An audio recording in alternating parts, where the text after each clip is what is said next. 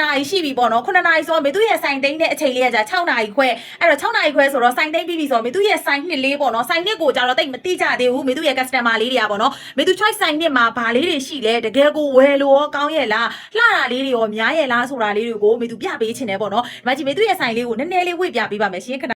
ဒါကကြတော့လောလောဆယ် crop top အလန်းလေးတွေရဲ့ဒီတိုင်းရိုးလေး top လေးတွေရဲ့ပေါ့နော်အဲ့လိုမျိုးတင်ထားတယ်ဒါကကြအပေါ်ဘက်မှာဆိုလို့ရှိရင်လက်ရှည်တွေအောက်မှာကြတော့မေတို့ဒီနှစ်ရောင်ဇက်တွေပေါ့နော်ဒီမှာ wine တွေပေါ့နော်အဲ့လိုမျိုးပွဲတက်တွေလည်းရှိမယ်ပြီးဟိုဘက်ကကြတော့ပေါ့ပသွားမယ်ခေါင်းဝင်ရှည်လေးတွေရှိမယ်ဒီကောင်လေးတွေဆိုလို့ရှိရင်တော့မေတို့ဒီ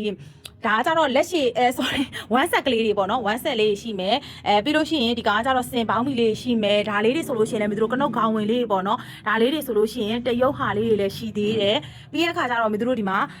စကတ်ရှည်ပေါ့နော်အဝဲတွေအဲ့ဒါမျိုးတွေလည်းရှိတယ်ပြီးရင်ဒီမှာဆိုတရုပ်မလေးတွေလည်းဝတ်ထားရလည်းရှိသေးတယ်တကယ်တော့မတို့ဆိုင်ပိတ်ချင်မလို့အများကြီးတော့မပြတော့ဘူးပေါ့နော်ဒီမှာနည်းနည်းလေးဝတ်ပြီးတော့ပြလိုက်မယ်ပေါ့နော်ဆိုင်လေးကဟိုဘက်ကဆိုင်တက်လောက်တော့မကြီးပင်ပဲပေါ့နော်ဒီဘက်မှာဆိုလို့ရှိရင်လည်းတော်တော်ကိုစုံစုံလင်းလင်းလေးမတို့ထားရှိပေးထားပါတယ်ရှင်ပစ္စည်းတွေကလည်းဇက်တက်ရောက်နေတာဖြစ်တဲ့အတွက်ကြောင့်မလို့အလန်းလေးတွေကတကယ်အလှလေးတွေကအများကြီးပဲပေါ့နော်စိတ်တိုင်းကြဝယ်ယူနိုင်ပါပါလို့မိသူပြောချင်ပါတယ်ရှင်အဲ့တော့ဆိုင်တစ်လေးကိုလာရအားပေးဖို့လည်းဖိတ်ခေါ်ပါရစေရှင်ကျေးဇူးအများကြီးတင်ပါတယ်